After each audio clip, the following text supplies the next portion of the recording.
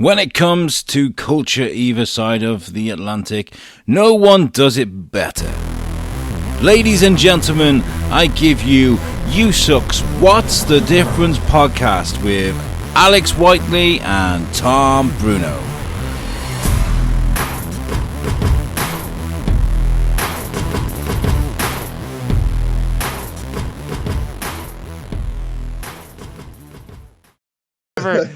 Whenever I'm down, I'm just gonna replay the fact that Tom called me chiseled. Be like, listen, honey, listen to what this fucking fat, you used to be fat American says about me. He says I'm chiseled, okay?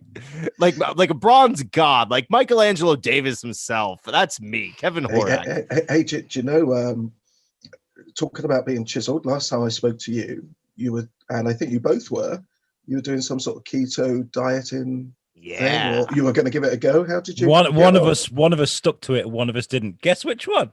Oh, okay, right. I think I know where this is going. I lost 100 pounds, which I don't know how much that is in stone. What's that in stone, Alex? Quite a lot. It's going to be for 14. The conversion is like I don't know. That's okay, Google. 6 stone, 7 stone. What's is it? 100 pound in stone?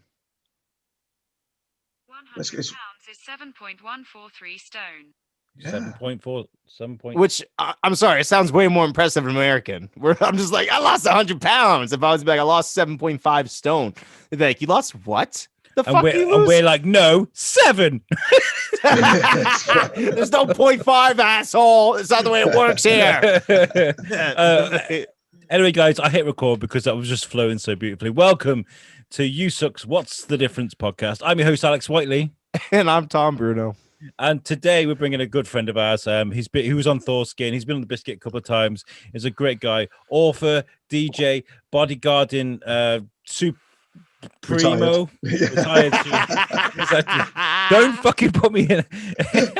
It's Kevin Horak. Thank you so much for joining us. You're welcome. Nice to see you guys again. Yeah. How you been, man? You been good? As good as can be, I think. There's it's been not the best of years for everyone, so it's been predominantly sort of locked in, pubs aren't open, and so it's kind of reevaluating your life, really. Okay, and, we need to add depth to this. While you're listening to this right now, listeners, go to Kevin Horak, that's Horak, Horak.com, and look at his website, and you'll see why this affects Kev, because he's DJ Mr. Wolf, and it means a lot to you to be able to do this. I think since last March I DJed twice, and that's it. I was fully booked all for last summer, and of course even all of the bookings that then got pushed back into this year already being set back again. And so yeah, I think I've done 2 gigs. And one of them was on farmland in the middle of nowhere from here, and I did a couple of classic Ibiza sets, and actually that was really nice, but I was able to play at a really loud volume because it was in the middle of nowhere. But it's still, even then, I think I was back in September, October, that still had to be sort of socially distanced. Yeah, how do you do that, socially distanced and that sort of thing? But it was the way it was. Because you guys are so charmingly British, I just like instantly my imagination brought me to the fact that you're DJing a party at Shaun the Sheep's place, and all of a sudden it's just like a bunch of like little clay sheep just fucking rocking out in their, you're a very social cat. I'm sure it goes with the territory of being a DJ and being a bodyguard and all that type of stuff. But I once again. Tired. They're retired. Don't be asking Kevin to bodyguard you because he might take you on a date. I don't know. But you're a very social dude. So the fact that we've had this global lockdown for as long as we've had it, must really kind of play on your emotions. Like, how have you been managing to make it through? Boredom is the big thing. Boredom. So we were 2 weeks into the lockdown number 1. I lose count of what lockdown number we're at now, maybe 3, 4 or something. 3.2.5. Yeah, we don't do those numbers, Alex. There's no points. 7. Yeah, 7.2 stone, wasn't it? Exactly. Yeah, 100 pounds, and yeah. So yeah, it was 2 weeks into the first lockdown, and I was so bored. I started doing things around the garden which had never been done, started painting stuff and everything else. And I still don't know how I did it, but I managed to put my back out and somehow twisted my spinal cord. And I was able to walk for about the best part of about 3 months. And so I spent most of that. Prior to that, I'd been going back to the gym again, got into reasonably good shape for me. And now I'm fat as a pig because I pretty well stayed on the sofa for 3 months in pain and then just sort of numbing it with Guinness, red wine, whiskey, the general sort of things that every doctor advises, obviously. Yeah, I remember that being on their thing. Doctors used to give out like bottles of whiskey, like, here's some prescription whiskey. You're like, isn't it dry right now? Like, Yeah. Totally is. More like, if I give you this, will you kindly fuck off and not come back again, please? Thank you. So you get the shakes. Yeah. Well, it must be kind of good. Budweiser you're drinking? I've devolved. I don't know what it is. I like, you know me, I like my classy ales usually, or I like some good spirit to drink. So you're drinking American this evening. It's USUK, baby. I gotta drink that American beer. Guinness. I have I don't know what it is. I've had hankering for just lager lately. I like my ales and stuff, but I've been like, give me some lager. So my wife was trying to video call me around Aldi earlier. She showed me the Aldi's version of Corona. I was like, nah. Then she was like Carling. I was like, nah. Just like, I'd like to have you come over and try it like fresh, because I went to Jamaica a while back, and like I've had Red Stripe in the States, and it it's fine or whatever, but it doesn't taste that great. It's kind of got that like, oh, it's been sitting in a bottle for some time, it's gonna travel over the ocean, all that type of shit.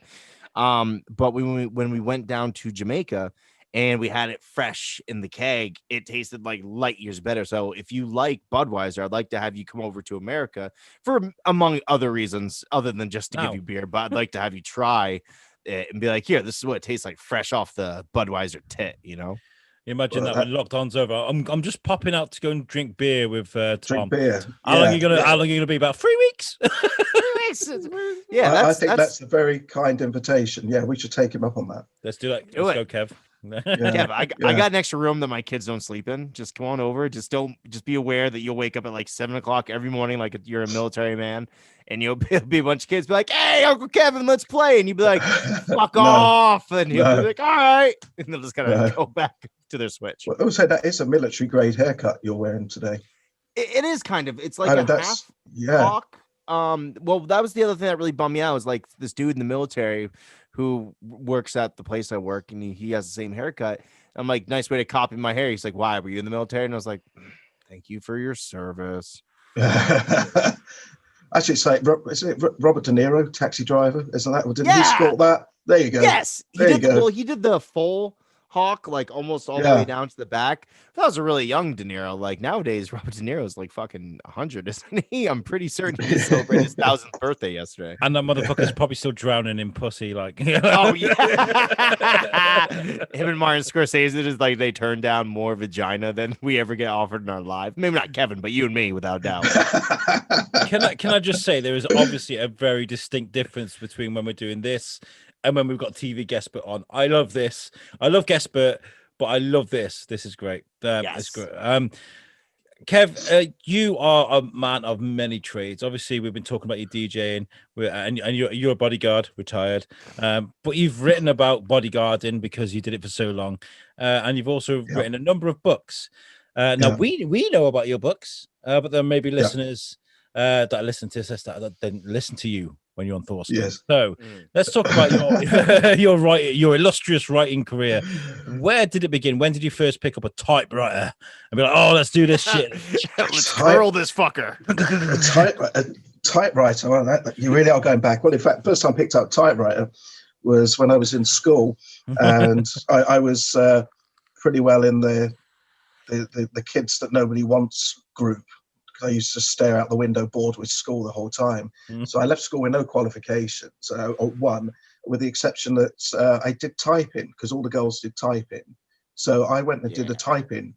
I went and did a typing course, and actually after 2 years of it, I was the third fastest speed typist, and it's the most useful thing I've ever learned. And so that was the first. I'd never got to meet really any of the girls that were doing it, but I was the fastest speed typist. Years on, particularly writing, I think, because it's been so helpful.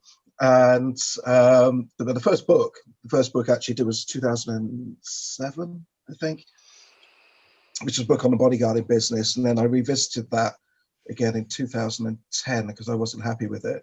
And that was called the New Bodyguard, and a practical guide to the close protection business. And so at that time, I was running my own executive protection firm, which ran for 17 years, and I wound it up only 3-4 years ago. But actually, because I think you were asking, what have you been doing in sort of lockdown? Well, this is a business that I actually kind of retired from. 20 years in the bodyguarding business was enough.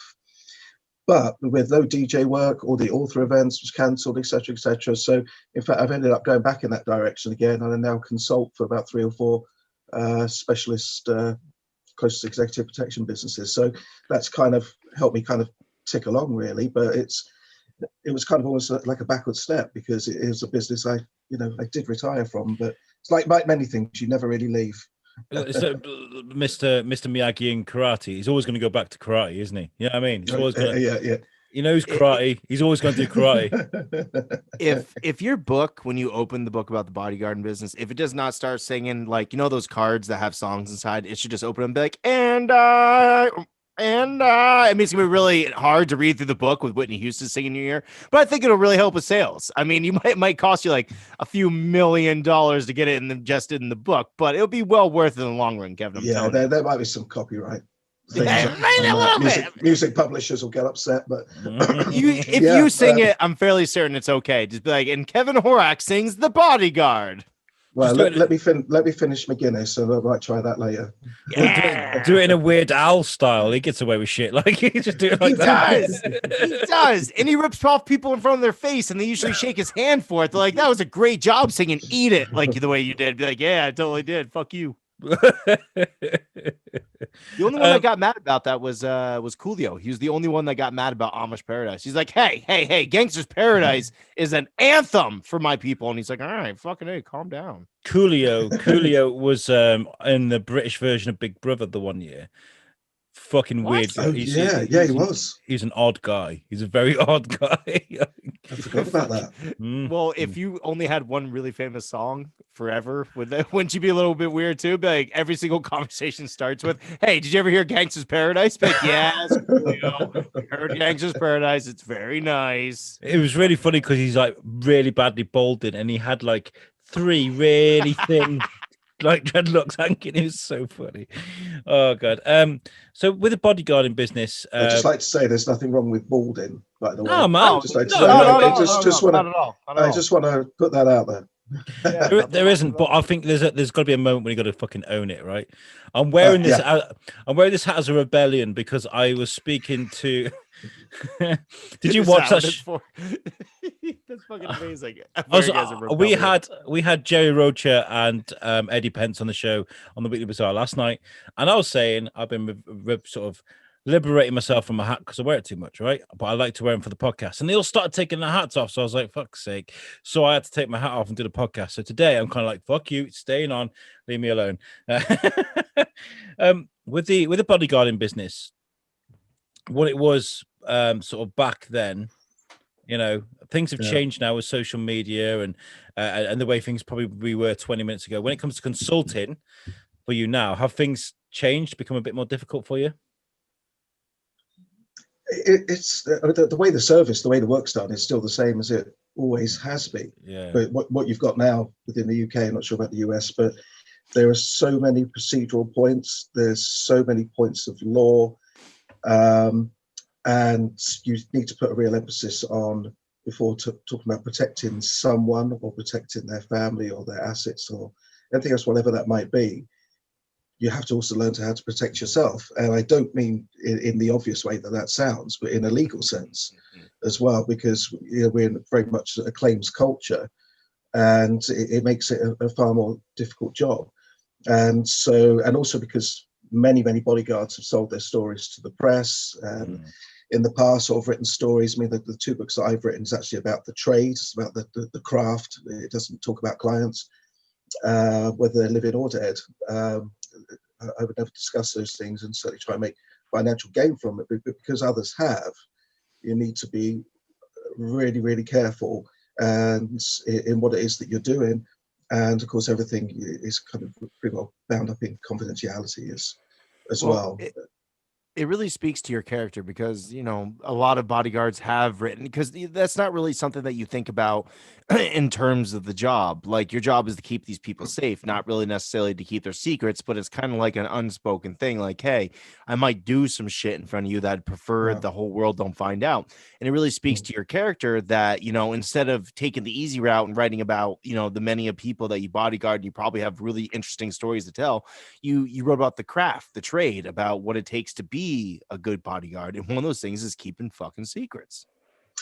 Yeah, absolutely. And because I worked as a parliamentary security advisor for a few years and former head of the World Music Awards, which is in its time, I think there hasn't been one for a couple of years now, but there was over like 50 million people would view this show. It was bigger than the MTV shows. So the pressure was enormous. But throughout all of that and over the years, you get very close with some of your clients, which is inevitable. And I just think it's an utter betrayal when people then go and sell their stories or talk about their clients, or even if they do it sort of second-hand, third-hand by going through agents or whatever it might be.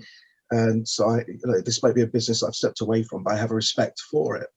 And so that's the way that it should be. I mean, if you go on Kevin's website, like I advised you to do not long ago, and you click on the famous faces things, you'll see some of the people that Kevin's worked with.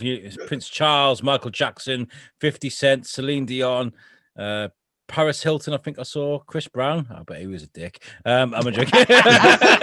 Akon.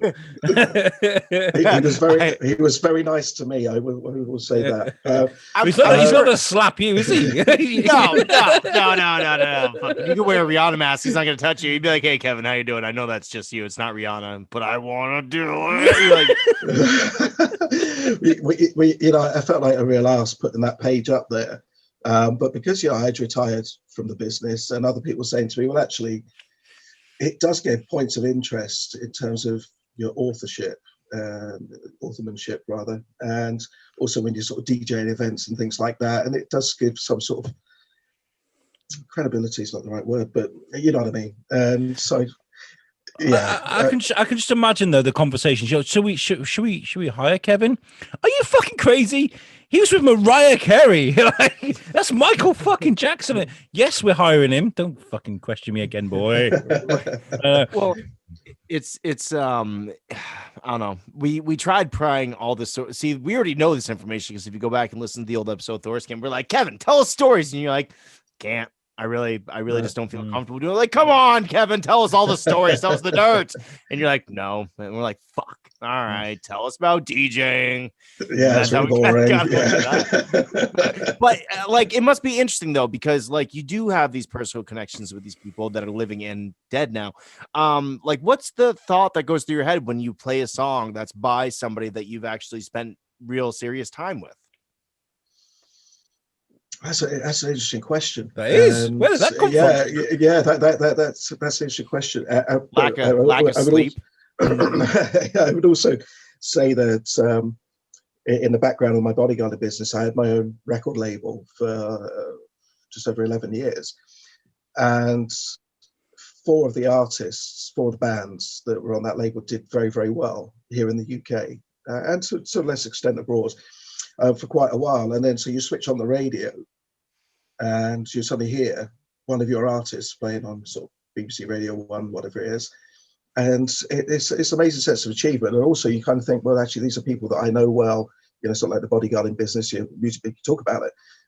These people that, you've known for some time, and they had this amazing success. I just got a reminder on my Facebook page that it was 8 years ago that a band called Mallory Knox, which was signed to, I saw your face change there. Yeah, Mallory Knox was Juliette Lewis, I think, in the Woody Harrelson film, and the name's just gone out of I had the Natural Born Killers. Thank Natural you. Born That's Killers. it. Yeah. And so they were named after her. And in the UK here, their album 8 years ago was the iTunes #1 album of the week, and I think it was 88,000 downloads within the space of a short period of time. And as somebody who had an independent, minute record label, it was an amazing thing. So I've kind of seen it from when you hear music from people that you've met, and the same way that when you watch a film of somebody that you've met, you kind of, I don't know, it was just a work thing, really. I know it sounds daft, but it was just a work thing. And yeah, I mean, we'll see what sort of pans out in the future. With the last, the most recent book that I've written, which is sort of fantasy fiction. There's quite a few household names I know have actually got a copy of it at the moment. Whether they think it's good or they think it's a load of shit, I don't know yet. I've not got their feedback, but it's, we'll kind of see. But yeah, when you hear something on the radio and it's somebody that you actually have a connection with in some respects, it's a really nice thing. Yeah, it's a good thing. We've got a what's the difference right here, by the way. We've got a what's the difference. And it's your nickname, Wolfie. Wolfie, yeah. And it's apparently because if you have you look like the wolf from Gladiators, right? From Wolf. Well, that's right. I seem to remember that Gladiators, when it was showed in the UK, was something that was borrowed from the States anyway. I think Gladiators was famous in the States first, and then when they did the TV show here in the amazing UK, amazing show. I missed that. And then we have Wolfie, who was the bad guy, and so for years before I started seriously working in the bodyguarding business, I had long curly hair, sort of going all the way down here, and then when it started receding, and then I got this like center bit on the top of my head which is like your radiation zone, and all of the heat comes out of there, and you've got this big hole in your hair. Chernobyl of your hair. That's right, Chernobyl of the skin. And there we go, Wolfie. Look at that shit. I don't know how you did that. Very impressive. And I'd just like to say to anyone listening in the States, I never dressed like that. There's no pictures. There's no pictures. I can almost guarantee that when you're bodyguard, and that was the exact outfit you wore, because you're just like, all right, I like to show my pecs, I like to show my cock. I just want to make you as uncomfortable as I possibly can while I protect your life. Underneath my suit, that is the real me. Yeah, that's right. And so yeah, I had all this curly hair, and this guy I was working with, when he started receding, I had this slap head. And he said, "Oh, you look like that Wolfman from Gladiators," and 20 years later, it's kind of still stuck. And so my record label was called A Wolf at Your Door Records. So that's awesome. I sold it a few years ago. I thought it was because you're a big fan of Harvey Keitel in Pulp Fiction. I was like, he gets rid of bodies. That's all he does. He just puts them away. Yeah. And but in fact, I have hijacked Harvey Keitel's images from Pulp Fiction a couple of times when I was sort of promoting a gig somewhere as Mr. Wolf. And so I usually have a picture of Harvey Keitel, and I'll just Photoshop a pair of headphones on him, and he's like, he's sort of, so, yeah. I think actually, if Alex is on my website there, I think on the DJ promos, that you might find some pictures of Mr. Wolf, actually, if you're still on it, Alex. Under okay. I think under the DJ pages there is actually there's a promo page, and I think you'll find. I don't think Harvey Keitel's aware of it, so I'm not expecting a lawsuit. No. I'm sure he's like, thank God somebody remembers he's got that. He's got better things to be doing. Yeah. Probably. Funny story about Harvey Keitel. My sister used to work at the airport, and she'd kind of like give me the insight. She was not a good bodyguard, Kevin. She'd give me the inside dope of when people would show up at the airport. Like, she'd be like, "Oh shit, this person's showing up on this day. If you want to get an autograph, I'm not telling you they're going to be there, but I really am." I'm like, "All right." And that was the only one she let slip through her fucking fingers was Harvey Keitel. Everybody else she'd tell me I had no interest in seeing. But she was like, "Oh, hey, look at that. We got a picture of some people dancing. We got Kevin at kevinhorak.com." I think that was Beyonce there. Yeah, that was a few years ago. That's me and the missus. It's me and the wife. Yeah, I think it's a different page. Under the DJ Mr. Wolf, there's the last page is called promos. Oh, there you go. You can see Mr. Wolf there. Yeah. Really nice little drawing of Look out. So yeah, there's a couple of Wolfies there on the left hand side. Yeah, that's Pulp Fiction. Yeah, it's some good coffee right here. Fucking, I love that. I love that fucking movie. But she let Harvey Keitel slip through her fingers, and then she's like, "Oh, Harvey Keitel was in here today." I'm like, "What the fuck, Becky? Like, really? All the bullshit people, you're like, oh, fucking so and so's coming." I'm like, I don't care. I care about Harvey Keitel, and that you just let it slip through your fucking fingers. I didn't speak to her for years. It's not true. I spoke to her that night. We lived together, Kevin. It would have been really awkward for me to ignore her across the hallway. It was a good point to make. Yeah, definitely. Yeah. You got to stand by your laurels. You got to fucking just do it.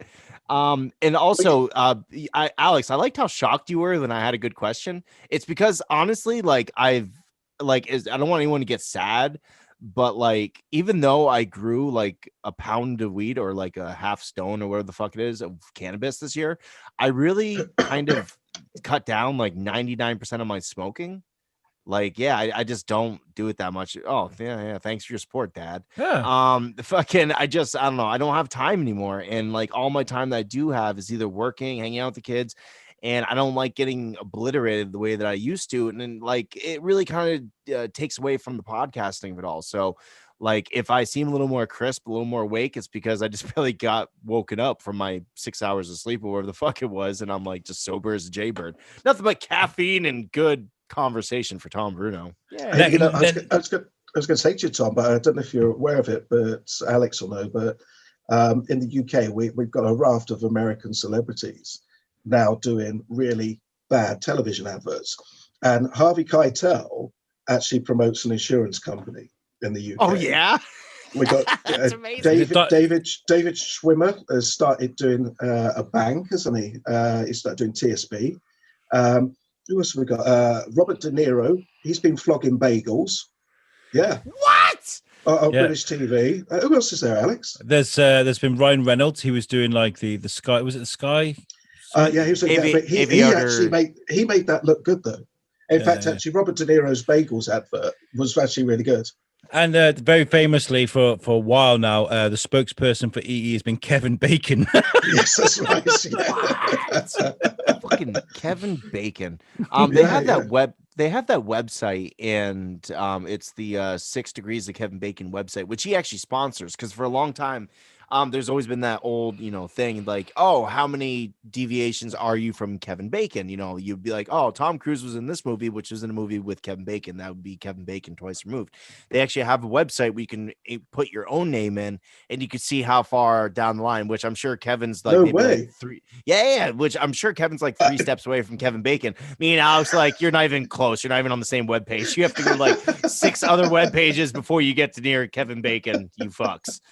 I'm going to try that. I'm going to find out. I'm sure we'd be closer than that. We've worked with some big names in the podcast. We have. Oh yeah, that's right. I forget we talk to people all the time. I forget about that. Yeah. We've talked. That's something else that's changed, man. Like last time you talked to us, Kevin, we kind of like, we definitely were falling into the groove a tiny bit, but we're not who we are now. We've luckily changed and gotten a little better, at least some would say, at the job. We found the Lord.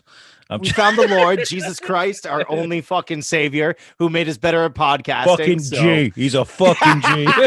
Fucking G. You've charmed the Lord. You've charmed the Lord. Did I hear that right? No. Yeah. Oh, exactly well done, boys. Yeah. Thank you. Fucking, did I tell you guys about famously, I'm not a religious guy. I know, so shocking. The guy with the mohawk and the drugs is not a religious guy any longer. But I had a poker game that was socially aware and like very 6 feet away. Everything was copacetic. I promise. No, just because we were playing cards, does that mean everybody wasn't wearing a mask and using hand sanitizer and wearing Bodyguard? Hey, no one's suing you. No one's judging you. You're in your own fucking state, mate. We don't give a fuck as long as you don't come to ours. You're fine. Well, my ex-boss kind of listens to the show sometimes, so I'm just saying it was very, we were very socially aware of what we were. Anyways, they did it over Zoom. They did it over Zoom, guys. Exactly. So over Zoom, it was cool. 6 feet away. So fucking, I got given a cross by one of my friends. They did not. I don't know. Fucking, it showed up to my house magically, and I was kind of like, oh. Thank you, because I'm never one to be impolite, especially if you're given a gift. Don't be a piece of shit, guys. If you get given a gift, even if it's not something like, don't be that child on Christmas that's like, you accept the gift graciously because this person thought of you and went out of their way to get you something. So I got given this cross and I was like, oh, it's a cross. Thank you. And I picked it up and I saw that the bottom kind of like swung in and out. And I was like, is this a fucking replica of the Fast and the Furious cross? And he's like, yeah, it is. I was like, oh my God, I'll totally wear this. Fuck me. All you have to do is just give me a piece of Julie Vin Diesel wears and I'll totally wear it. I'll wear that cross all day, man. I'm religious as fuck. What's that? I've been doing some research for my next book. So in fact, I've got a couple of titles to hand here. Hang on. So we've got, can you see that? I'm not too sure what's going on. Maleficarum. Back it up time. There you go. That's the Maleficarum about the witch trials. Yeah. LaVey's Satanic Bible. Yeah. Demonology. What else have we got here? It's a Tibetan book of the dead. What are you writing, Kevin? Can you talk about discuss it? That. Okay. Here's a book on witchcraft. He's writing a biography on Cherie Blair. Savage. I don't know what you're writing, man, but I'm very interested in the topic. I like, as funny as it is, I'm not very religious, but I like all the hardcore aspects of religion. I'm like, yeah, show me some Satan. I'll totally listen to what you Well, do you know what? I'm exactly the same, Tom, because I like the Satanic Bible I read a little while ago, and in some places it's so sexist. It was written in 1969, but it is outrageously sexist. And some of the bits, when you're reading through it, actually, because I like to go when the pubs are open on a Sunday afternoon, that's my thing. I go and sit down in a pub somewhere, I have a few pints of Guinness, and I read. And I noticed a couple of times when I've seen people watching me reading the Satanic Bible, saying, like, what's this guy up to? But actually, it was a fascinating read, and I not necessarily agree with it, but I like reading different viewpoints on religion. I'm not religious at all, but irrespective of someone's belief, I think belief can be a really good thing. So I like reading about these things, but I just like to see something a little bit more tangible if I were to ever to follow it. I think that's an age thing, and not saying you're old, by the way. But I'm saying, right, when I was a kid, when I was a kid, once when I was little, I was like, I want to be a Jedi. I'm gonna don the hood. I'll be the Jedi. I'll be the good guy. Now I'm like, fuck that shit. Give me that red lightsaber. I'm fucking some bitches up. I'm gonna kill all the fucking younglings I can set my eyes on. Fuck them little all. bastards. What you need to do, Kevin, is if you're interested in that, like the witch trials, I mean, don't get me wrong, you guys had plenty of your own of the witch trials, but like the major, and I'm not trying to say the more famous, but a very famous one, of course, happened over here in Salem. It's like, it's only a couple hours away from me and the wife, like, we used to travel to Salem all the fucking time because it's as much as like it's a sad point in history, because we killed a lot of innocent people. Let's be fair here. The idea of witches is probably not what we think it is at all. A lot of people are like, oh, they were fucking putting hexes. Who knows? Who fucking cares? But it definitely wasn't what they said it was at the time. So a lot of innocent people died as well. But it's something like that always has interest in people, right? Well, it is, and certainly I'm nothing more than a layman. I read stuff online, I read books, but also even my physio, which after doing my back in last year, so even my physio, she's actually was formerly a practicing white witch, and and so when she comes and I'm fascinated listening to her, and she'll talk about nature. And she'll talk about how everything has a life, even whether it's a pebble on your grass outside, and that everything lives. And again, I don't necessarily agree with everything that's being said, but I find it fascinating to listen to. And we've all got our own different viewpoints on different things. And in answering your question, sorry, Alex, sorry, Tom, I didn't answer your question, but I'd written this book last year called Mildred, the Crazy Cat Lady, and we've got a second edition coming out this year, hopefully around about May time, because I'm working with a new editor. So in fact, it's been a full rewrite of the first book to get even more out of the story, which is not really the way you should go about publishing, but nevertheless, that's what we've done. But the storyline is going to get darker and darker and darker. So by reading aspects of witchcraft, reading aspects of Satanism and different religious viewpoints doesn't mean that the book is going in that direction, but there are some dark themes, certainly in some parts of witchcraft, of course, that's actually you want to take almost a flavor out of, and also on the basis of creating something that's real. And these terrible events that have happened, and there are things that can be taken out of that. And I think it was Dan Brown years ago. I remember it was knocking all over Facebook last year or the year before, that he was doing this, pay some money and listen to me talk kind of thing. There's quite a lot of famous people's producers, authors, actors doing these kind of things.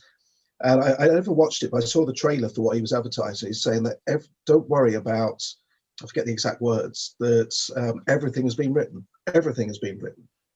So he worded it differently, but it's like by taking events in world history, it's not plagiarism. It's not, as an author, it's your own interpretation of things. And so I'm doing these studies as my own interpretation, which I hope to put a flavor of within the darkness of this story and the way that it's going to go. So that's why I'm kind of reading these things, and I find them fascinating. Is it a case of, oh man, I want to do this thing in the book. Is it too far? And then you read these books and you're like, no, that's not far enough, man. I could go so much further with this shit. Is that the case? Well, even within in the book that's already published, it does very loosely refer to the Great Plague of London. It happened. It refers to the Black Death. It happened. And I've taken a couple of excerpts from those events that happened in history and have twisted them a little bit to suit the story. And that the characters actually had some involvement at that time. And I think if you actually write in something, albeit a fiction account, where there is actually some genuine events, it makes it more believable. So the book has been referred to as quite magical, but without magic in it. And in the same way that I massively love watching World War II films and things like that. And there's almost, bizarrely, when you watch these films, there's almost nostalgia, and people often refer to that there's a romantic side to these things. Well, it bloody well wasn't. But however, you can take these things and interpret them in your own ways.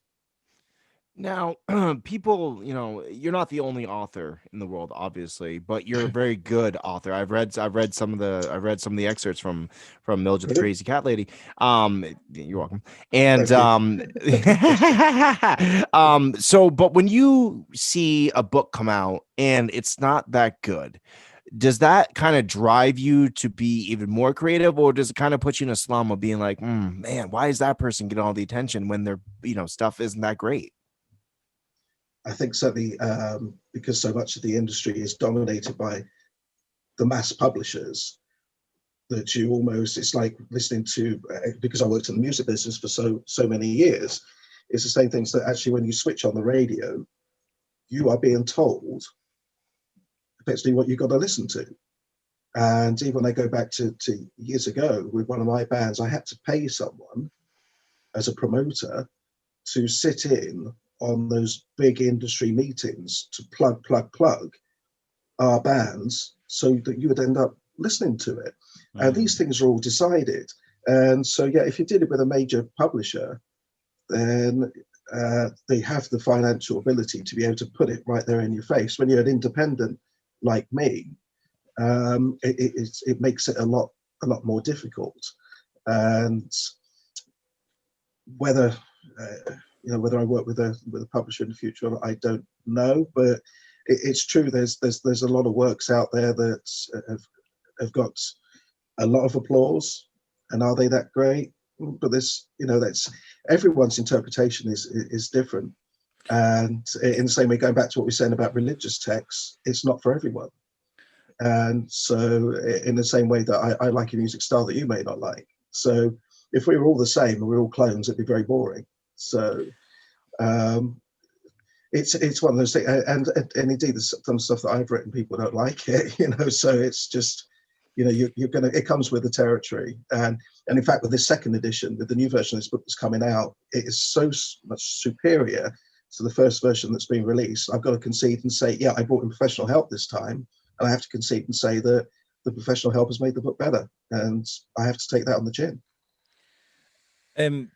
It really does piss me off with music as well. I mean, just to add, I mean, we're talking about you, but like when say like someone's on their fourth album, they're just past 30 now or something, they're past that age, and then they just get dumped. They get dumped by the radio stations, the music channels, and you're like, I really I like Weezer, for example. Right? They can knock out yeah, I love Weezer, man. I love them so much, but they're still consistently knocking out amazing albums, but you won't hear them on the radio.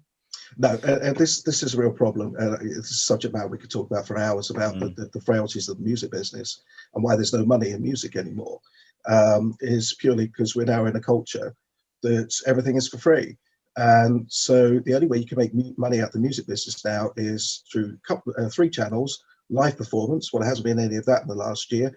Music publishing rights. So if you're doing copyrights for film, television, or stadia, whatever that may be, well, there hasn't been.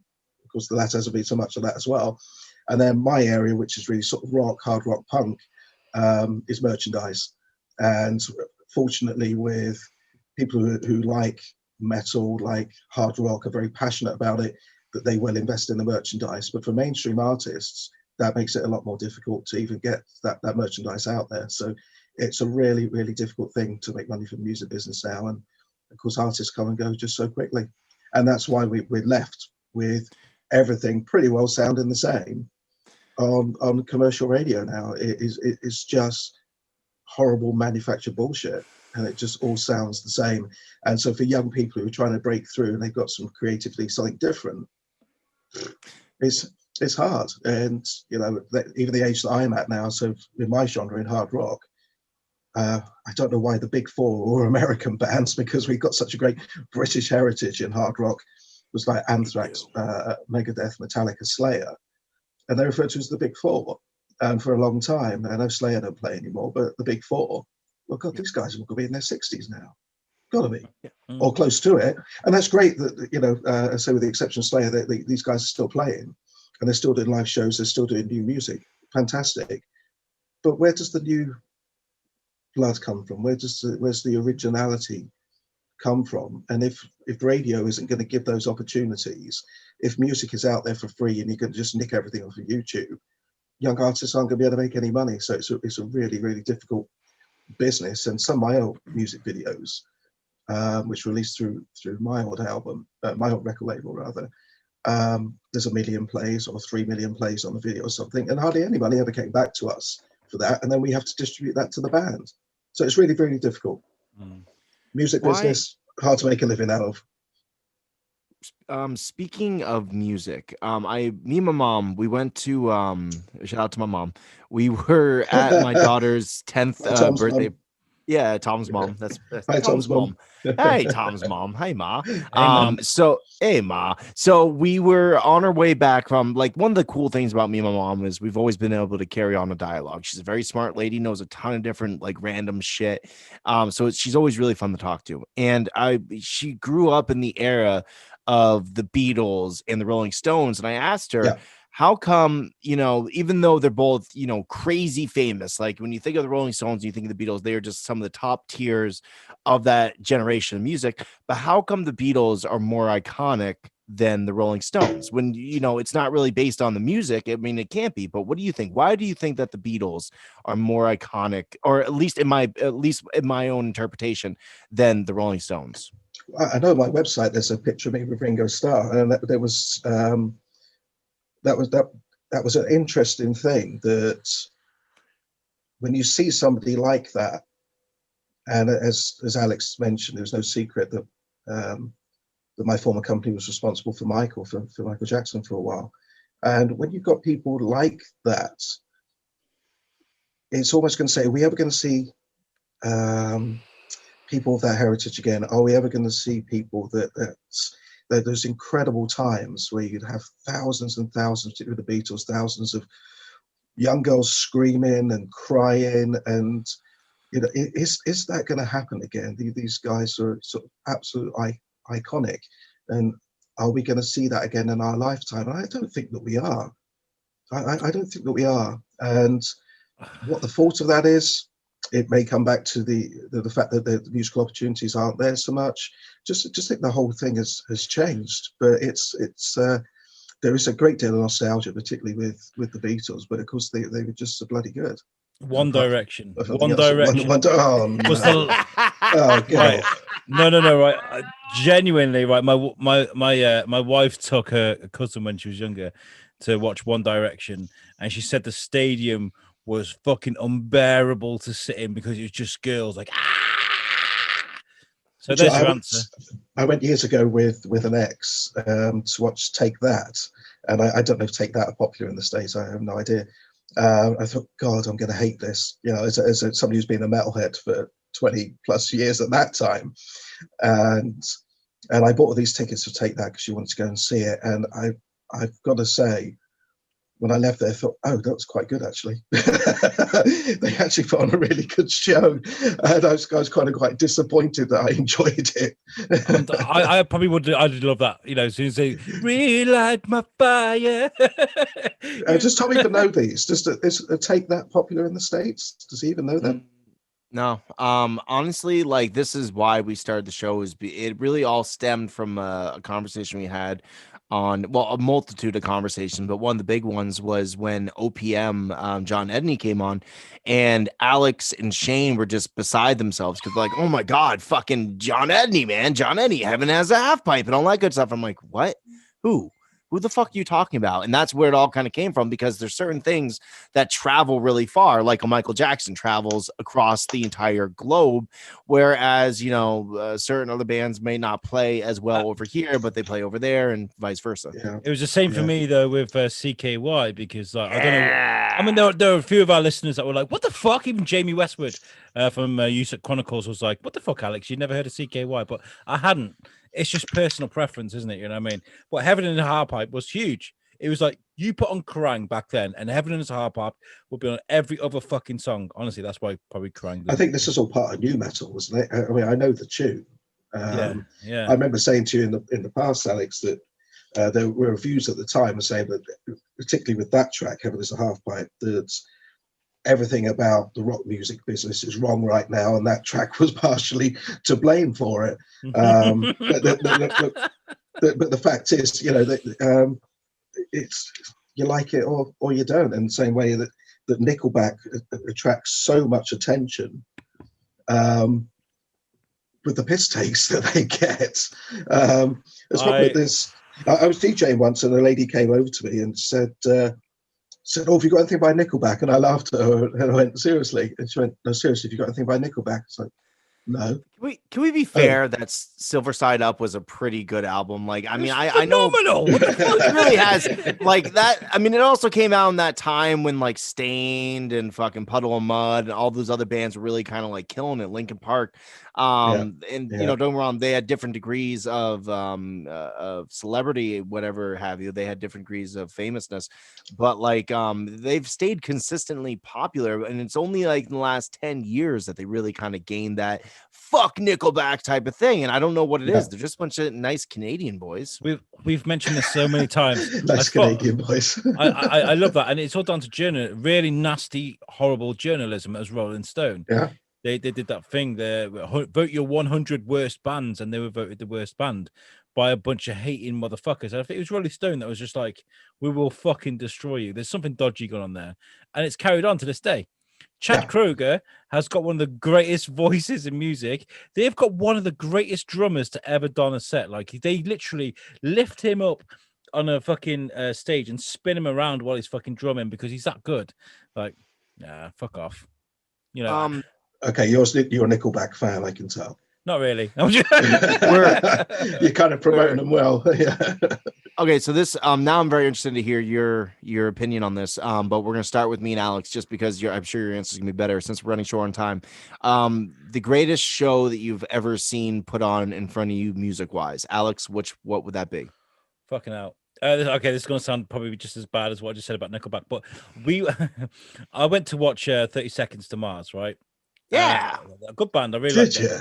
Yeah, I listened to it. Right, and it was okay. It was all right. You know, Jared Leto came from the ceiling. He was singing as he was coming down. It was good. It was fine, and it was just like a normal rock concert. But then something happened. Like about 3/4 of the way through, there was just this explosion of light. and all these giant fucking balloons. I mean, huge things, balls, fucking lights, music. The music completely changed, and everybody went fucking ecstatic. It was just that injection of energy, and it just felt electric. It felt great. And the other one is Walk the Moon. Sounds daft. Walk the Moon. Who's Walk the Moon? They sang "Shut Up and Dance with Me." Oh, okay, all right, yeah, I know that. Yeah. Well, they were. We went to watch Fun because I really liked Fun. And Dude, I fucking love Fun. And they were the warm up band, right? Before they were famous. And they came out. They were all like dressed in like UV paint, and they had like the drums that the Blue Men group use. You know, those big boom boom boom boom boom boom. Yeah, And it was so fucking electric. Oh my god, the feeling from that music. I don't know. I can't remember. That's the only song I can remember. But we danced the whole fucking night. It was great. nice. There you go. And that goes a lot into the experience as well as what you do with it. So I've been to a few concerts. Obviously I was a huge CKY fan in my earlier years, and I followed them around religiously, and they put on a lot of great shows. But the best show I ever saw was by Blink-182. It was at the fairgrounds and this is during they Take Off Your Pants and Jacket just barely came out, and their dedication to their craft is like almost uncompared to, because it was pouring rain. All these fucking people were just waiting out in the stands for hours because it was just so bad they couldn't come out. You can't fucking play an electric guitar when it's pouring rain. But at a certain point they said fuck it, and they went out on the wet ass stage and they literally played their fucking hearts out. And Tom DeLonge's fucking running across stage playing his guitar. So he slips and falls on his fucking back, and he continues to play like he's fucking who's the guitarist from John Agnew? What the fuck's his name from AC/DC? Fuck, what's his name? Angus Young. Yeah, Angus Young. Thank you. He's doing like the Angus Young thing, continuing to play on his back. I'm like, dedication. But Kevin, sir, you've seen all sorts of people play. What would you say has been the best show you've ever seen? Well, I think you can't ever replace anything other than going back to your youth. And as a kid, I grew up in the southeast London. The main venue for rock bands, for metal bands, was always to finish off a UK tour at the Hammersmith Odeon. And so I used to kind of, I hope my mum doesn't see this, but I used to kind of slip out of home to go and watch these shows sometimes. Yeah, exactly. And I remember seeing Slayer when they played at the Hammersmith, and Motorhead quite a few times, and then was supported by Wendy O. Williams in those days from the Plasmatics. And but also a really good show that I saw was a British band on bill called Onslaught, but an American band called Nuclear Assault. And they originally were from, which would be now very controversial, because they released an album called Speak English or Die, and they were called Stormtroopers of Death. And so they did March of the Sod and things like that.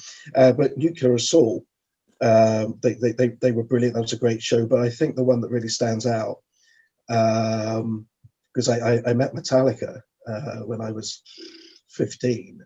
And they autographed a couple of albums for me, which was then when Cliff Burton was still with them. And so those, shame there's no photographs from that time, but that was an amazing thing. But I never saw them play live.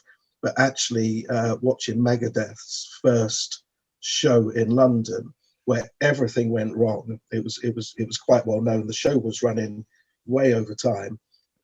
Dave Mustaine was having it was very well reported in the rock music press afterwards that they had all sorts of problems with that show. But nevertheless, being a big fan as a 15-year-old lad watching these things, and Flotsam and Jetsam supported them, of course, another American band. And I think what's his face was still Jason Newsted, I think, was still playing with them then before he joined Metallica. So, you know, it was kind of those things. I'm watching Anthrax play when they did their first shows in London as well. I think it would be hard to compete with that, because it was purely the age that I was at as well, you know, and it's almost like a nostalgia thing. And also, of course, growing up in because I'm older than you boys, but growing up in the 80s, it was the pinnacle period for thrash metal, death metal, black metal, whatever type of metal it was. That era will never be replaced and never be replicated. And so I was lucky enough to sort of grow up in that times. and really where the American bands started breaking through as well, instead of it being such a British market prior to that. I'm going to go one more time before we change the subject and get out of here, and that was Royal Prince. Blood. You say Prince. Royal Blood. Me and my friend Matt Rubis getting fucked up on 2 pinters, and we were shouting "Hodor" off the balcony. You could hear us on the YouTube recording, and all you can hear is like "Hodor." We were fucking. I don't know why we were. Were they good live? Were they? They were honestly. Royal Blood are one of the most spectacular bands to come out of music in the last 10 years. These guys, there's 2 of them, and that guy plays the bass guitar. He plays the shit out of it. Like, he plays it as a guitar whilst using it as a bass guitar, and the drummer's just like, ah! It's fucking amazing. They're brilliant. I love them. I did say, the last big gig I saw, which was a couple of years ago, was Marilyn Manson, and I don't like Manson. I adore Manson, and have done for how many years? Probably in the old days when I was wolfy and had hair.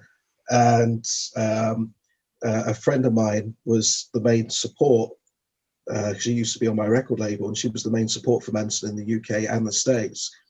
And so she got us a couple of, myself and my fiance. In fact, my fiance, her favorite band is Blink-182, still even now. Yeah. And Manson, his leg was all in plaster because he'd had an accident some months before, but he still delivered a great show. One of the things that I like about Manson, although you don't see him running around stage with his top off now, and isn't quite so.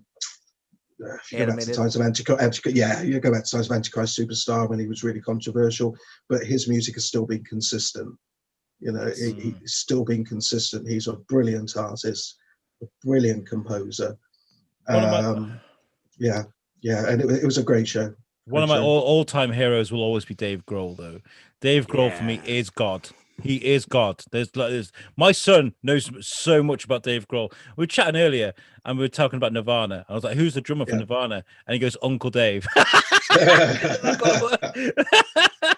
You'll have to film that and send it to him. Yeah. He'll love that. Yeah. Fucking hey.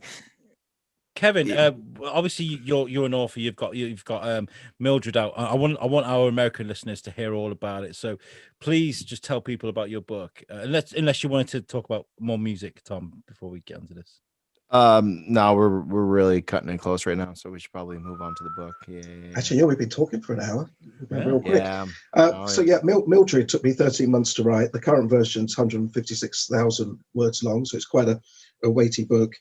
But the story is this lovely lady called Mildred who lives in Shrewsbury in Shropshire, where Alex and I live. Yeah. And so we're in the middle of England, quite close to the Welsh border. And she gets given this cat by a stranger, and the conditions of her keeping this cat is she joins this local cat club. But the cat club is actually this group of women who have met behind closed doors going back to the times of ancient Egypt. And it's a fight between sort of good and bad forces, and cats are kind of very prevalent to their beliefs. So it's not actually even necessarily a book necessarily for cat lovers or just cat lovers, but it reflects on various parts of history and from the past. It took me that's why it took me 13 months to write. It was hundreds of hours of research, particularly around sort of Egyptian beliefs and certainly their beliefs in the process of life after death.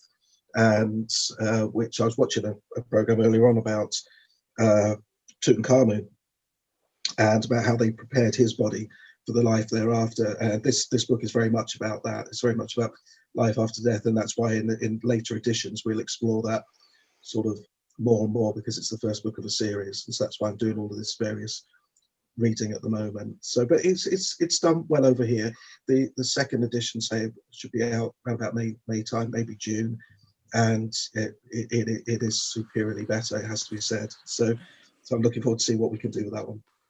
Is that there's an e-version out as well, isn't there? So it's like you can buy it in an instant. Yes, you can.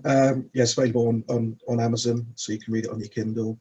And so it's available in the States. The print version of it in the States is actually quite expensive because it is a big book, but it is available instantly on Kindle. Yeah, for sure. In fact, I think Tom said he was going to. I think you said you were going to read it. You said you've read some bits of it, have you? Is there gonna be an audio version? I'm sorry, like I just had like 3 Facebook messengers pop up in a row. One of them was me. Yeah, I know. Thanks a lot, asshole. I took a picture and I was like, and then just Tom sent a voice message. I'll kill Tom from USUK. Not me, the other Tom. Okay, so will there be an audio book available eventually? Because that's how I take on all my books nowadays. Yeah, do you know, it's such a big marketplace for audio now. And a couple of other people have said that because it's not currently available on audio, although you can. A lady wrote to me saying that she runs marathons and things like that, and she said that she actually was able to get Alexa to read it to her on her headphones while she was jogging. We'll do it. And we'll do it. Totally. And she just said that people were staring at her because in places the book is very humorous. It's very dark humor. And she said that she was stopping running she was cracking up laughing, and people were saying, "Are you okay?" And so I listened to something called Mildred the Crazy Cat Lady, and they just kind of left her to it. So it's something that once this new edition is out, but it's then going to be casting hopefully the right narrator, the right voice person for it that connects with the American market as well. Funnily enough, we actually, not us, Alex, stop trying to get us in the book. Funnily enough, we know a narrator, a really good podcaster named Andy Emoff, who's got the voice. He's not a chick. He's not a chick, man. He can't do it. It doesn't have to be a chick. Think about what's his fucking who's the guy that reads all the Harry Potter books? You're talking about Stephen Fry. Stephen Fry. No, not Stephen Fry. Stephen Fry also did, but what's his name? He's the fuck. He's anyways, there's a guy that reads all the Harry Potter books. It's not Stephen Fry. And he does the chick he does like Hetty goes to the wardrobe. He's got to drop your octane down a little bit, bro. You don't have to be a chick. This is not everybody can be Nancy Cartwright. Stop it, man. Great Simpsons reference. I mean, all of the characters in the book are female. There's a couple of guys in it, but they've nothing more than bit parts, and so it probably will have to be a female narrator, I would think.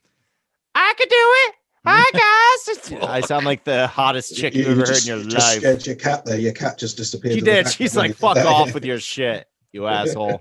Give me belly rubs and stop trying to be funny, dummy. Kevin, it was me that said I was going to read the book because I was moving place. My copy of the book, which I hadn't read yet, was in storage. I moved in here like 3 days before Christmas, and I still haven't had a chance to dig out one of the boxes yet. I'm really sorry. So I will. I do want to. I seem like the worst host ever. Here's a guy who wrote a book I never read. Hey, I just feel really bad. Sorry. Terrible. Okay, yeah, he is terrible, isn't he? I think we should have a competition. I think that me and Alex should read an excerpt from the book, and we'll send it to you, and you tell us who's the better narrator. Now, you don't have to hire us. We're not asking for money for this, but I want to figure out which one of us is better, because my voice up here is so much better than Alex's, I think. Maybe it's not. Yeah, you see, you think, but who knows? Yeah, that sounds encouraging. Yeah. Okay. We want a deadline for this then, Bruno. We'll do this. All right, yeah. Yeah, you should do it. Please do. And then post it on your YouTube thing, and then. We didn't say anything about that. What the fuck are you on about? Let them decide. Okay. So it's Saturday. I say by the 21st of February, we'll have it done. All right. Yeah. Excellent. I really look forward to listening to that. No, you don't at all. Like, these bastards are ruining my book. I can't let this see the light of day. And then Kevin Horak shows up behind you. Fucking ruin me, will you? Like, no! He's bodyguarding my neck. Okay, this has been a lot more fucking fun than I could have possibly imagined, because it's the problem with having people on, and please take no disrespect from this, because this has been such a fucking great time. It's always a problem, and especially like Alex will bring over somebody from the Shrewsbury Biscuit, somebody he's already had a conversation with, he's made this relationship with. I always feel like, I kind of hang out in the background when that happens, because it's, he's so good at his job. And that's always the thing. It's like, fuck, what are we gonna talk about now? But Kevin, dude, you are a breath of fucking fresh air, man. You are so much fun to talk to, dude. You are such a good dude, and we really appreciate the fact that you came on. Do you want to? I definitely want to take you up on your offer about coming over. You're in Vermont, aren't you? Is it Vermont? Fuck yeah. Yeah. you're in Vermont, so yeah, we should come over and try some of that beer. But I think it's also worth mentioning that the differences between British and American humor. And I wrote this book a couple of years ago, which Alex knows, called Jim Wanker, which was really popular in the UK. And at one point got into the top 500 bestsellers on Amazon. And there we go. So yeah, that's Jim Wanker. Jim Wanker. And but in the States, because it's full of so much sort of potty mouth tirade of masculinity and modern day living, that I don't think the Americans kind of quite get it so much, because it is just so offensive. So it hasn't done so well in the States. I think it's just like, I didn't really get that, but it's good fun. So if you get a moment, Tom, have a look at it. Yes. I actually really want to read Mildred. Like, honestly, I'm very the story of it all, because when you hear the title, of course, you assume what it might be about, and it turns out to be something completely different. That's really up my alley of, mixing history with fiction. I really dig that, so I'm really gonna have to get a copy of that, man. I'm telling you. Yeah, thank you. Please do, and I hope you enjoy it. The start of it starts off very, very nicely. Happy worldy, which the new version doesn't. It's just dark straight from the start. But then after you get sort of into the first few chapters, then it just goes on a tangent, goes in all sorts of different directions. So yeah, I hope you enjoy it. Thank you. I almost don't want to read the first version now. Fuck it, I'm joking. I just want the darker. Well, Kevin, look.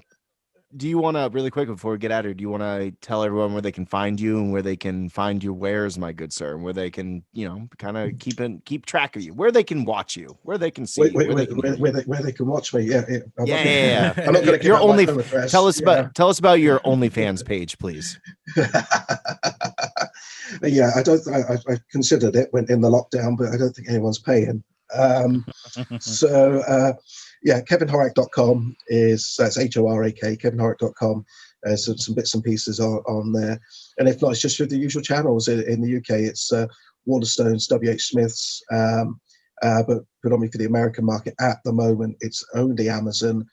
But for the new edition, I'm negotiating at the moment a deal which hopefully will make it far more mainstream in the States. And so that's going to be in sort of in your more run-of-the-mill bookstores and also online. I have had a great fucking idea. A great idea. We can make you an amazing promo for Jim Wanker.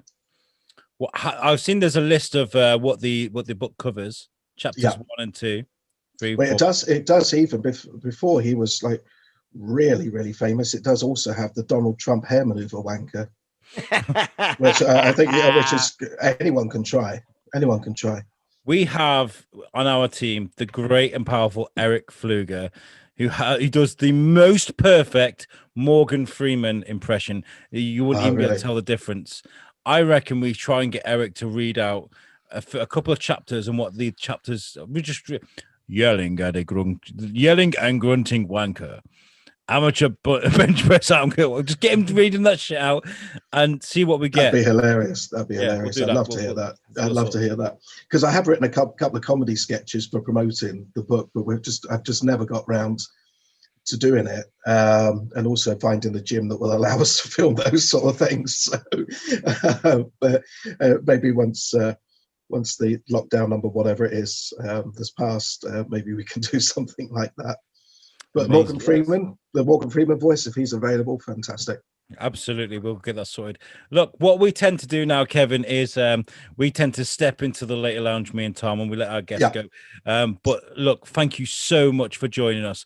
When we do this thing for the 21st, I think it was, we'll send this to you and we'll get a reaction video and we'll put it on the show. Please, I'd love to see it. We're doing it. That's it. We're doing it now. Sounds fantastic.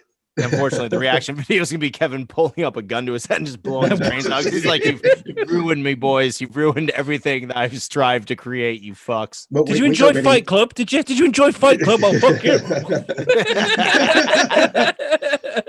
we don't really have so many guns over here, so it's probably more like a pea shooter or probably like an air gun. That's what we can find. We can help you. We'll get the job done. Don't worry, Kevin. We're creative. We have to. Yeah, I was going to say, have to. Ladies and gentlemen, Kevin Horak, thank you so much. Thank you so much for joining us. Thank you, guys. It's been great to speak to you both again. We'll see you later. Yeah, take it easy. Take care. Bye, Nego. Bye. See ya. Bye. Dun, dun, dun, dun, Right. dun, dun.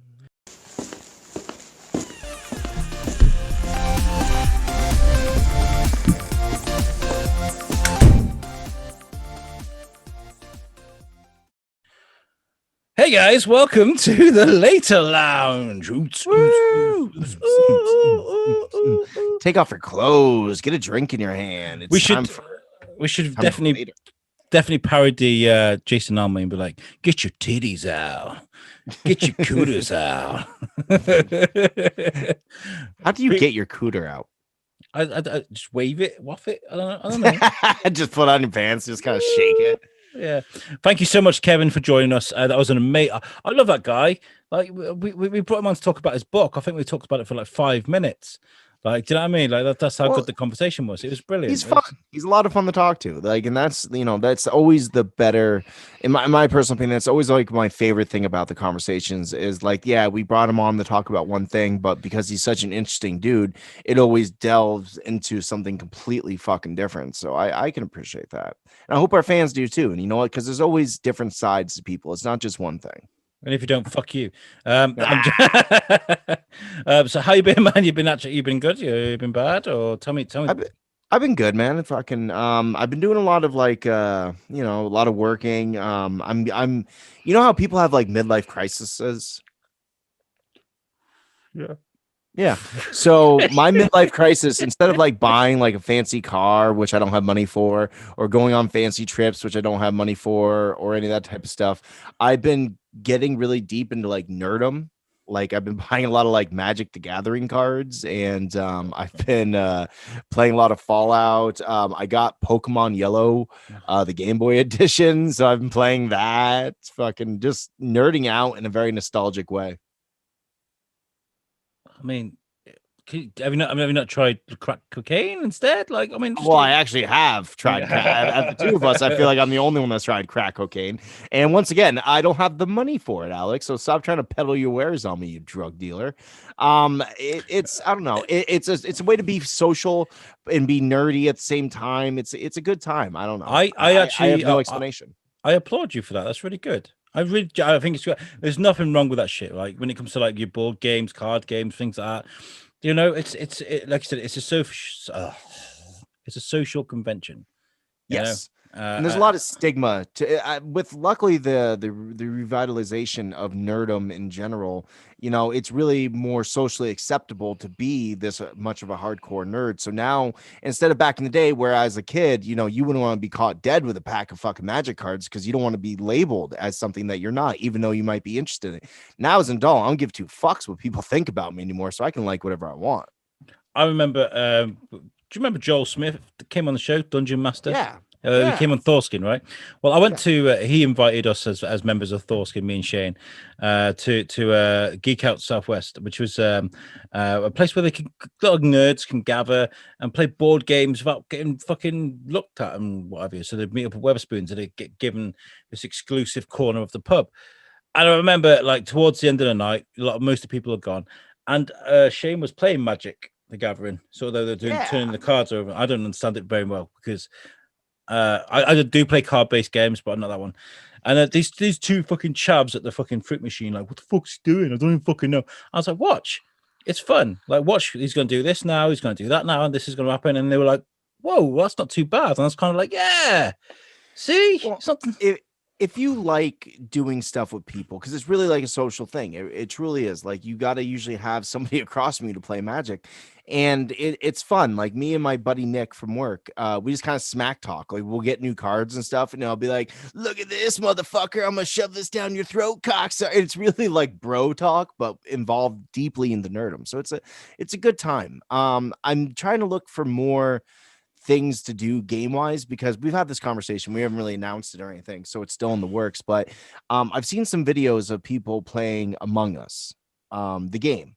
Like it's insanely popular game.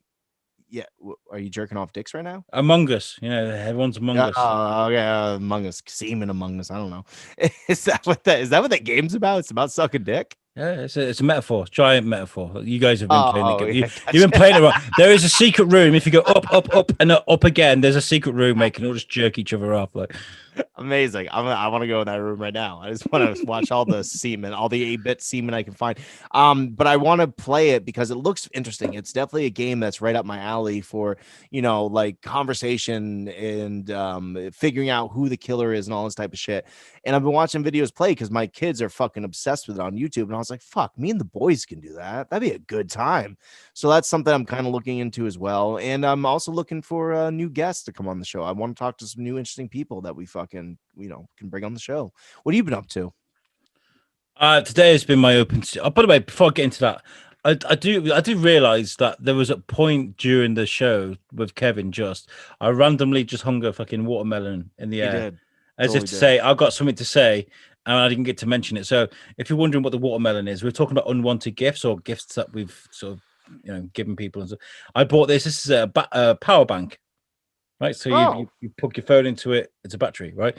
I bought it for my wife. She never used it once. I've used it loads. I'm just going to say this is an unwanted gift that I found very pleasurable. Thank you very much. So yeah, I shoved it up my ass. It's great. It's a power bank. I can fucking charge things with it, and it's good for you. It's fruit. But today I've had the open studio sessions for the biscuit. So this is my 8th podcast recorded today. And I know they say quality over quantity, but the stuff we've been talking about today has been amazing. I'm so happy with what we do. I'm just so good at what I'm just such a noble beast of the podcasting world, Tom. I'm just so amazing. Just amazing. Fucking what the fuck is that? Is that your mouthpiece to your vape? Yeah, there's a bit of fluff in it. Yeah, like a belly button almost. It's gross. Last night I spoke to Jerry Rocha and Eddie Pence. Did you now? On the Weekly Bazaar? Yes, we did. Yes, we fucking did. We've got about 3 more episodes of the Weekly Bazaar to go before we end season 1, because we're doing it in seasons now. And then I'm working on something else, which you guys don't know about, which is a secret. And Jerry and Eddie, we had this interesting debate at the end of the episode where I was kind of like, fuck the Wandavision doubt, fucking Seamus. There we go. That's the word, Whiteley. Yeah. Because there's been a lot of talk about Wandavision. I know you haven't watched it yet. Nope. And we can't really go into it too deep until you've watched it. All I'll tell you is it's very different from anything that MCU have ever released, right? And so I have been struggling with it, and there's been a lot of people that have been like, well, fuck you, man, because it's fucking amazing. You're obviously really thick then, you dumb bastard. Like, what the fuck? How can you not like this shit? What the fuck? And I'm like, dude, I am not you.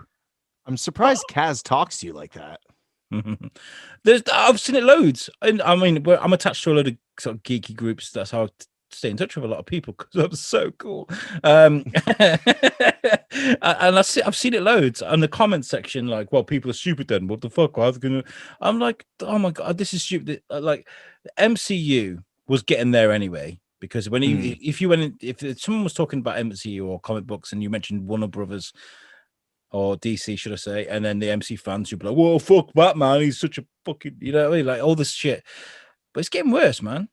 I don't want to see people getting shamed because they don't take things in as quick as other people. That's just shit, right? Yeah, it is kind of shit. It really takes away from fandom in general. It's one of the biggest problems with Star Wars fans is they're so fucking toxic sometimes. I like the idea of WandaVision just because, like, as we all have, learned, I'm a big Nickelodeon fan, especially in my younger days. And Nick at Night is one of their parts. Like, after a certain point, the cartoons stopped playing, and it would be like older television shows like Bewitched, The Brady Bunch, Happy Days, all those stuff. That's how I got my knowledge for all these shows that were so great in the day. And WandaVision, it certainly plays on all those tropes that are, apparent in those shows. So I'm very excited for WandaVision. But once again, it's something I got to watch with the wife because we don't have enough that we like to watch. She's really into like this midget show like Midget Big Brother or some shit. I don't know, but she's really into that. Like on her phone, she watches clips of these midget ladies just having all this drama, and Come it again? does not. Come again? Yeah, they do all the time. They come again. And I'm not interested in it, but like I'm always on the lookout for things that will entice me and the wife together. And WandaVision is one of those things. So it's gonna be done tonight. We're like 100%. Eventually, we're gonna drug the children. They're gonna go to bed, and then we're gonna fucking watch some TV together. Oh, I didn't take you for a McCann. Jesus Christ. If you're British, you understand that. If you're American, you're like, huh? Nope. Vaguely No. remember that. It's a Madeleine McCann joke. Oh, yeah. See, I get that. I understand that reference. Serial killers is the thing I don't know what it is, man. I don't know what's happened. Something snapped in my brain. Yes. Right? Yeah. And I'm watching lots of documentaries about serial killers, which is something I always avoided.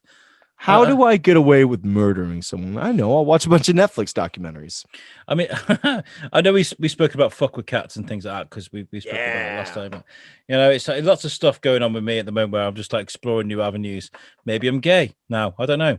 Just What? I don't know. Who knows? I'm watching serial killer. That's how weird this is, right? No, I'm joking. The fuck? I don't know how that equates to one another, but I really dig the conversation.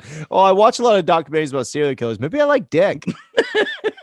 It's just a weird progression for me. If you know me, right, I've seen enough shit in my life to know that I don't want to see it anymore, right? Yeah. So I just it's a weird thing. I watched the one that really affected me, man. It did not go the way I thought it was going to go. I don't know what I thought I wanted it to do, but I was watching this documentary about. I thought it was the original story to Gone Girl. It wasn't. It went a completely different way. Everyone died, and I got really sad, and it was just So this is why I don't watch those things, but I'm still for some reason. It's weird. I don't know. Fucking sorry. I just got thrown off my game by my No, you got lots of shit going on. That's cool. Yeah. I know. Sorry. It makes it such a great show when I'm on the job and then all of a sudden like I get thrown through a loop by people that I can't control. So that's fun. Yeah, it's fun. I've been playing a lot of Star Wars Battlefront as well. I can now access like video games as I couldn't before. So that's fun. Yeah. Fucking how's the new place treating you? You fucking still digging it? I love it. I love it, baby. I love it. It's great because we have this massive sofa. It's the biggest fucking sofa you've ever seen in your life. It's a casting couch made for a lot of people. You know, fucking I got like the whole cast of Friends on my casting couch. It's literally a giant casting couch. It's a giant black leather couch corner unit. I like leather in the winter, but in the summertime it gets sticky. Well, we got throws for that. Oh, you throw your couch? Well, no, if you put something light over the couch and you sit on it, then your ass doesn't stick to it. Yeah, but then you get like a puddle of sweat on the couch, and everyone knows that you're sweating your balls off. Well, there's just no pleasing you, is there, Tom? There's just no. There is not. There's not. Totally not. Fucking no. But yeah, I'm just enjoying sort of having the internet's the biggest thing. I've been podcasting all day, and it's so fun now watching people have bad internet problems because that used to be me. Now you laugh at them. You're like, haha, that's not me anymore. Now I have the internet of a god. Jerry Roach was on my show last night, jumping around like a jerk who hasn't paid his internet. And I was kind of like, how's it up in your ivory tower, Mr. Roacher? You know, it's no longer me that has the issues. It's you. Exactly. But yeah, I'm just loving life at the moment. I feel like there's been a huge weight lifted off my shoulders. You know, I feel happy and stuff again. Nice. Good. You seem happier, and it's good to see all the stress kind of like falling off your back like water on a duck. Yeah. Absolutely. There's lots of good stuff going on with USUK as well. It's growing huge. I want to say thank you to everybody that's sort of helping us at the moment because while we're looking at the downloads and things like that, we can see this huge progression. If you're telling people about the show and you're sharing our stuff, thank you so much, by the way, because it really has helped. It's got to be the website. As soon as we launched the website, everything's just gone. It's been great. Yeah. Which, speaking of our amazing website, you should definitely go and check that out. The USUKnetwork.com. USUK.com, and tell your friends about us. Tell your grandmother about us. We got a classy website, and it's built for us by the amazing Web Orchard. Who, by the way, guys, if you're looking to have your own website, if you want to look at that USUK website and you see how great it looks, that wasn't built by us. Me and Alex are dummies. We can't build shit, but we have incredible. Stop! Don't let me finish my bit right here. But we do have amazing people that can build a website for us, the incredible people of our Web Orchard. And they honestly are just masters of their craft. Like, some people can make boats. Some people can turn lead into gold. They turn shitty podcasts into brilliant websites. Mate, they are great. They are great. Can I share something with you, guys, that's quite personal? I have got the picture I'm staring at right now. I surrounded my things, my sort of where I record, with lots of inspirational things. So I'm gonna so if I get my camera now, you can see there's Eric Pfluger's drawing there. There's a Rock the God there, signed by the great and powerful John Wagner. There's a Thorskin thing there. Look at that. That's cool. Hey, well, I also have this collection of pictures from when we went to watch Babylon. Right, there's the ticket stubs, me and Ralph Garman, and I have this. Right. That's a picture of me and Kevin Smith. Yeah. Right. Now, this you'd think is a great picture to look at because it's me and Kevin Smith. Yeah. Until you zoom in on my face. Look at that face. I look like a fucking. I look rapey as fuck. I look like I'm about to molest Kevin Smith, and that's the end of that, right? I'm going to be the famous guy that raped Silent Bob. Now, you won't have that really quickly because my wife actually has that. If you listen back to the episode where me and my wife got remarried on Hollywood Babylon, you hear Kevin Smith at one point be like, "Did you just touch my leg?" My wife was really amazed by how smooth his legs are, so she kind of like rubbed his leg up and down like he's a fucking genie or something. And I think my wife will go down as the person that molested Kevin Smith, not you. I mean, that face, I hate that picture so much. And this me, by the way, means I got to get a picture with Kevin Smith again. But that picture shows me to stay in focus, because that was me about to cry because I've finally seen Kevin Smith, because that wasn't going to happen. We were in the pub. After it. We didn't see Kevin. We saw him on the stage. He was signing stuff, and then he went, right? We thought that was it. We came out to go and get the car. He was fucking across the road. The wife drags me across Broad Street in Birmingham. We find him. We take the picture. I pull this face, right? Now, what this does is it tells me to focus, because if you live in the moment too much and you get too emotional, you end up looking like a rapey cunt. That's a life lesson, children. Take that to your next fucking funeral. Don't be a rapey cunt. Don't be a rapey cunt. There you go. So, look, thank you very much, Kevin Horak, for joining us on the show. Always great to chat to you. We have got 5% left of this fucking conversion of the last show, so we've got 5% left to go before we can actually go, to be honest. So we're going to wait for that to go. So, have we got any? Cool. Do you want to tell people about all our other shows on USUK? Well, I certainly do want to tell everyone about our other shows. Hey, guys, listen, while you're at our amazing, brand new website, usuknetwork.com, you can check out the five amazing shows. Four amazing shows that we have. We have a bunch. We have a few shows that you can definitely check out. One of them being this show, What's the Difference, with Alex Whiteley and me, Tom Bruno. And it's basically a conversation of a couple of friends who don't really understand each other. And we just do it. We get together every week to try to have a better understanding, and we bring on the most interesting guests that we could possibly find from all walks of life. So definitely check that out. We have USUK Chronicles with the amazing Jamie Westwood and Tom Stevens, a couple of best friends that have a podcast, and they do something of a similar sort of fashion where they bring on people that really interest them. So like one thing is like us, who talk to whoever, and then you have the other show, which is like, hey, they talk to whoever, but it's really more ingrained into who they are as people. So definitely check out that. We have the Weekly Bazaar, which is coming up on the end of its first fucking season, which by all the ratings on iTunes is just smashing it out of the fucking park. You really need to like definitely check out the Weekly Bazaar. They just really had Mr. Eddie Pence and Jerry Rocha. I don't know if you heard this, but they totally did from the Ramble podcast. So definitely check that out. We have Wednesday Night Live, which is our weekly show, which is live. Go figure. It's in the name. And what we do every week is we just kind of get together. Any of the USUKers, usually Mr. David me, Alex, Tom, and we just kind of like bullshit. We it's kind of like the what Thorskin used to be, of like the podcast down at the pub is what now the Wednesday Night Live is. So you should definitely check that out. And all these shows and all the entertainment that you could possibly want to find can be found on our amazing website, the most brilliant website done by Web Orchard, that you can find, and that is usucknetwork.com. Fucking A, that's been brilliant. Oh, well done. This has been What's the Difference podcast. I've been Alex Whiteley. And I'm Tom Bruno. We fucking love you guys. Catch us next week.